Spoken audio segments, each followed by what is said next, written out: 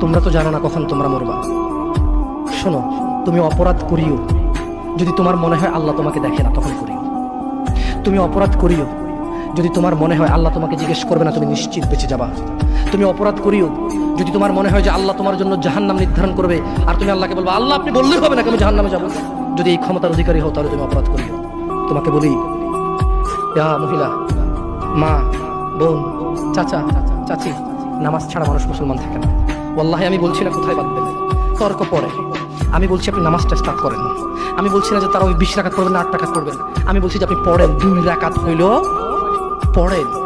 আমি বলছি যে আপনি ঈশার নামাজ 15 রাকাত দরকার নেই, আপনি শুধু 4 পড়েন।